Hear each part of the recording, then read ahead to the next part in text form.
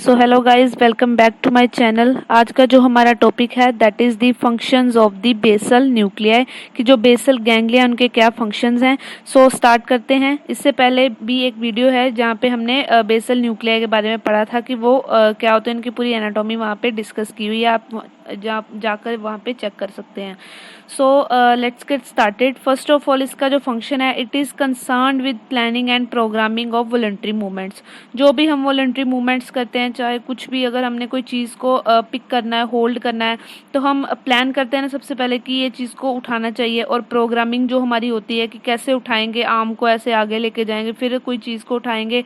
सो इसी तरीके से ये जो बेसल गैंग्लिया है ये इसी से ही कंसर्न्ड है कि यही हमारी प्लानिंग और प्रोग्रामिंग करवाते हैं। सेकंड जो है, it determine how rapidly a movement is to be performed, कि हमने जो मूवमेंट करनी है, कोई भी, अगर अपनी आर्म को हिलाना है, लेग को हिलाना है, कौन जो भी मूवमेंट करनी है वो कितनी जल्दी करनी है, कि तेज़ करनी है या स्लो करनी है, and how large the movement must be, कि वो जो मूवमेंट हम कर रहे हैं वो कितनी लार्ज होनी चाहिए, कितनी बड़ी होनी चाहिए। नेक्स्ट है, it decrease the muscle tone and inhibit unwanted muscular activity. जो हमारी इनहिबिट मस्कुलर टोन ऐसा होता है कि वो मसल टोन को डिक्रीज करता है कि हम अनवांटेड कोई भी मस्कुलर एक्टिविटी ना कर सके, तो वो भी वो कम करवाता है। सो ये जो तीन मेन फंक्शंस थे हमने कर लिए। अब हम इसकी बात करते हैं इसकी क्लिनिकल अप्लाइड की। सो ये है पार्किंसन डिसीज़, जो कि सबसे मेन इसकी क्लिनिकल है पार्किंसन डिसीज़ की। अब होता क्या, पैथोलॉजी क्या है इसकी? होता ये है कि ये मिड ब्रेन का आप सेक्शन देख सकते हैं, ट्रांसवर्स सेक्शन। इसमें इसका एक पार्ट होता है जिसका नाम है सबस्टेंशिया नाइग्रा। सो इसके जो ये ना इस पिगमेंटेड सेल्स होते हैं इसके पास, जो है जो कि एक कंपाउंड हमारा पिगमेंट होता है, न्यूरोट्रांसमीटर हम उसको कह सकते हैं डोपामीन, तो वो ये रिलीज करता है। और ये वाया द नाइग्रोस्ट्राइएट फाइबर्स होते हैं इसके, उसके थ्रू ये किसको देता है, हमारे कॉर्पस स्ट्राइएटम जो इसका पार्ट है। अगर वो चीज़ ना हो, तो अगर इसकी डिस्ट्रक्शन हो जाए, जैसे आप देख सकते हैं कि ये नॉन पार्किंसन मिड ब्रेन है, इसकी यहाँ पे ये देखिए सबस्टेंशिया नाइग्रा बिल्कुल ठीक है। और ये जो पार्किंसन वाला, इस पे सबस्टेंशिया नाइग्रा के जो सेल्स थे इनकी डिस्ट्रक्शन हो चुकी है। और अगर इसकी डिस्ट्रक्शन होगी, इसका मतलब कि डोपामीन अब जो है वो कॉर्पस स्ट्राइएटम के पास नहीं जाएगा, तो ये पैथोलॉजी इसकी हो जाती है।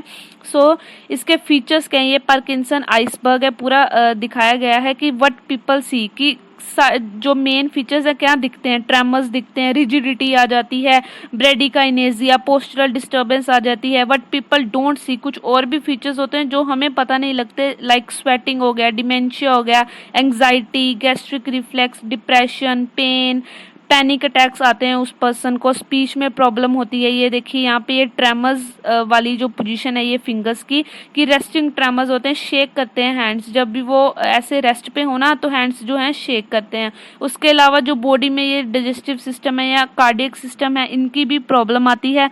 जो इंटेस्टाइनल मोबिलिटी है वो भी कम हो जाती है। हार्ट में भी जो है ब्लड प्रेशर से रिलेटेड जो प्रॉब्लम्स आती हैं, पोस्चर में भी जो है प्रॉब्लम्स आती हैं। तो इसकी ट्रीटमेंट यही है कि हमें डोपामिन हम नहीं एडमिनिस्ट्रेट कर सकते। अगर हम सीधी डोपामिन देंगे तो वो ब्लड ब्रेन बैरियर को क्रॉस नहीं करेगी, तो वो बॉडी में रहेगी, ब्रेन के पास जा ही नहीं पाएगी। इसलिए हम उसका एक सब्स्टिट्यूट होता है एल डोपा, उसको यूज़ करते हैं पार्किंसन की जो ये डिसीज़ है इसकी ट्रीटमेंट के लिए, क्योंकि वो ब्लड ब्रेन बैरियर को क्रॉस कर जाता है और फिर वहाँ से वो न्यूरॉन उसको डोपामिन में कन्वर्ट कर देते हैं और उसकी जो है डेफिशिएंसी कम हो जाती है।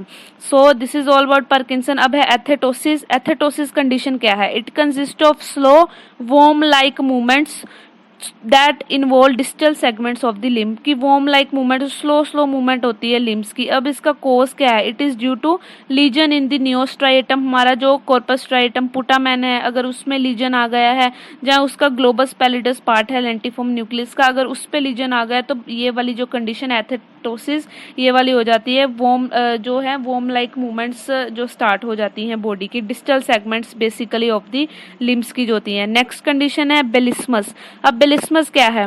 ये होता क्यों है? It is due to lesion of the subthalamic nucleus, हमारा सबथैलेमिक न्यूक्लियस भी है, उसकी अगर लीजन हो जाए तो बेलिस्मस हो जाता है। And it is characterised by the violent burst of irregular movements in trunk, girdles and proximal extremities.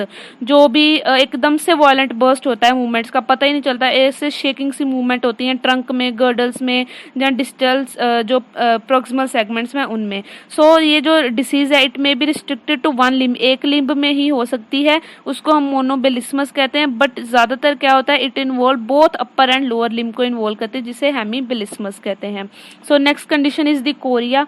Korea क्या होती है, इस पे quick, jerky, irregular, purposeless movement ऐसे ही होती रहती हैं बॉडी की। और ये दो तरह का होता है कोरिया, हंटिंगटन्स कोरिया होता है, एक सिडहैम्स कोरिया होता है। सिडहैम्स कोरिया को हम सेंट विक्टर्स डांस भी कहते हैं, जो ज़्यादातर चिल्ड्रंस में होता है। एंड जो सेकंड वाली कंडीशन है हमारी, वो जो अडल्ट्स में पाई जाती है। सो ये सबसे बड़ी यहाँ पे पैथोलॉजी है, ये देखिए बेसल गैंग्लिया ही यहाँ पे इफेक्ट होते हैं इसकी जो है कोरिया की disease. So this is all about the clinical of the basal ganglia. Thank you.